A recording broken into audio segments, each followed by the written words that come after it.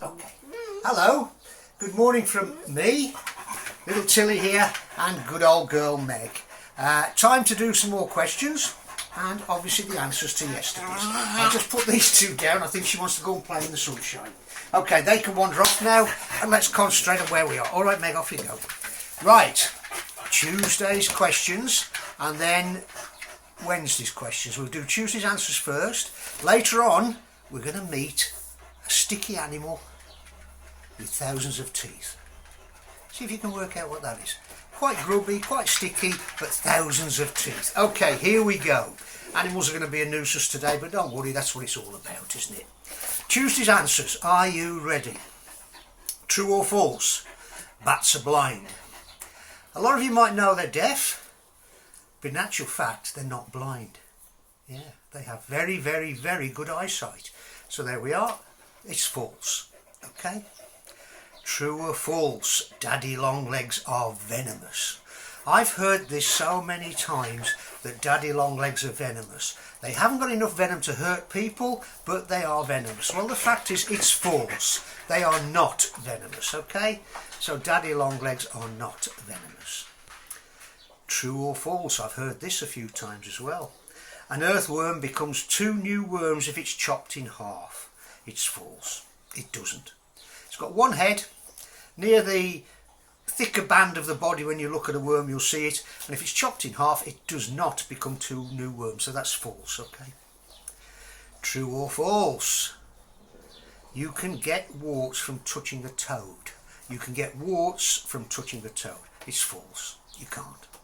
If you pick up a toad, you're not going to end up with a handful of warts. It doesn't happen. True. They're all false so far, aren't they? I didn't think about that. True or false? Birds will reject their chicks if they've been touched by a human hand. Again, false. Birds are not great at identifying smells, so it won't notice the smell of a human hand on a chick. It's not to say you should do it, because you shouldn't. Leave the chicks alone. But the fact is, the bird will not reject them if they are touched by a person. We've got a true one coming up now. True or false? A honeybee can only sting once. Well, that's true. After that, the sting's usually stuck in a barb on whatever it stung. It might be you, might be me, hopefully not. And as the bee flies away, the sting stays in you. A wasp can sting as many times as it likes, but a honeybee can only sting once. So that's true, okay? What is a habitat? Right, big question. Generally, it's a home environment, okay?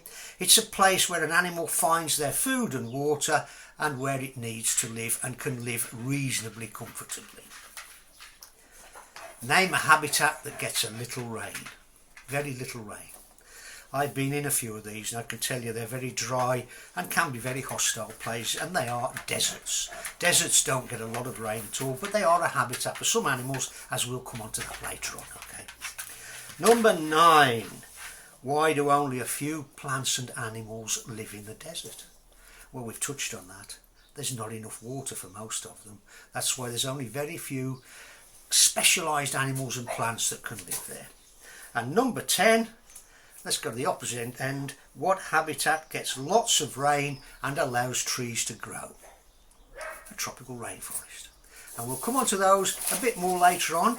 Now let's meet this mysterious animal. Lots and lots of teeth. Yeah, might surprise you this.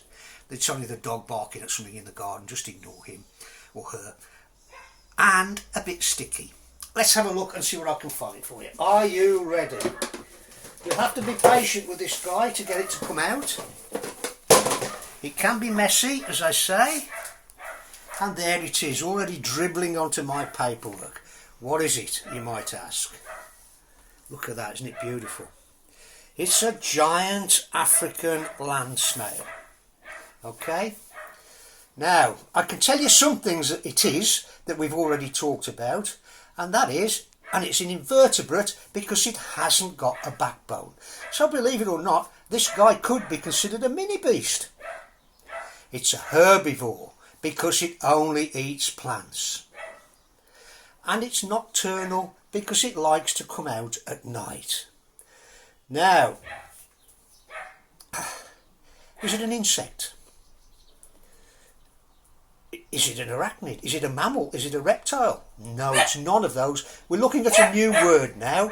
We're looking at a mollusk. This guy is a mollusk, and can you see him just coming out now slowly? Now, what other animals are mollusks? This is something we haven't covered before. Well, let me tell you a few. Oysters, clams, mussels. They're all mollusks, and so is this guy, okay? When I mention teeth, thousands of them. Thousands and thousands, literally thousands. Tiny, tiny teeth formed in rows, and they scrape their food with it and tear their food with it. It's not going to hurt us, they're not big enough to do us any damage, but the fact is these probably have more teeth than any other animal. Somebody once worked out they could have 20,000 teeth. They can live on average about 5 to 7 years, and they can eat more than 500 different types of plant. That's why they're considered a problem. You wouldn't want one in your greenhouse, and if you had a load of them, you'd be in real trouble because you wouldn't have any plants left. They can reach up to 8 inches in length, so this one's not even full grown. And they're most active at night, being nocturnal. Now here's another word for you guys, something you won't have come across, and I'll leave Mum and Dad to explain. It's what we call a hermaphrodite. And that means it only needs one to produce eggs for babies. Don't need a male and a female, just one will do. They don't often do it if you only keep one, but it does happen. You can see this guy's feeling a little bit nervous about the phone coming too close, and he's pulling back in a little bit. He's thinking about coming out, but he's not sure about it. So there we have it, the giant African land snail, a mollusk and a hermaphrodite. 2 new words to think about. Let's put him back. Look at the mess now, look at that. He's got a few wood shavings there. He doesn't live on wood shavings, I might add, but there's just a few in the container. Okay, are we ready? Let's move on. Wednesday's questions. We touched on habitats a minute ago. Name 3 different habitats, okay? 3 different habitats. Question 2. Are people damaging habitats, and if so, how? It's in the news a lot lately, so just think about that one. Mum and Dad might be able to help you with that. Question 3.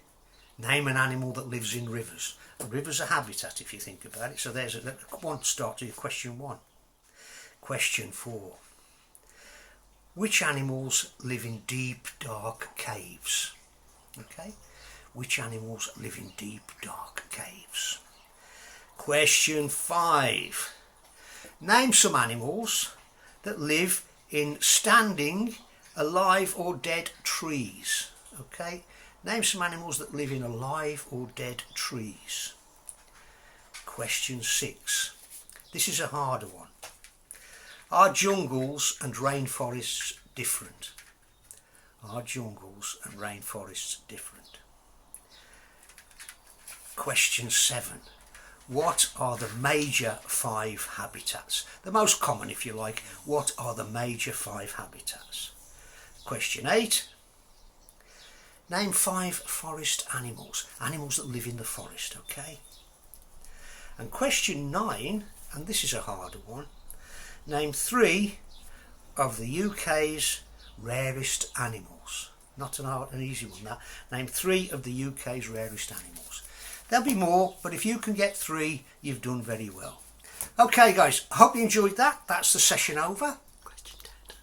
I can't remember what my wife's saying behind this camera, but she's trying to tell me something. I've obviously forgotten something. Oh, I didn't question 10. I've done it again. Thank you to your wife. We only got to question 9, guys. I'm going mad.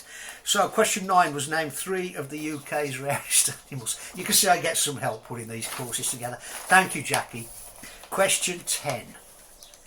Name 3 desert animals. Okay, it's only because I had to turn the paper over and I didn't think about it.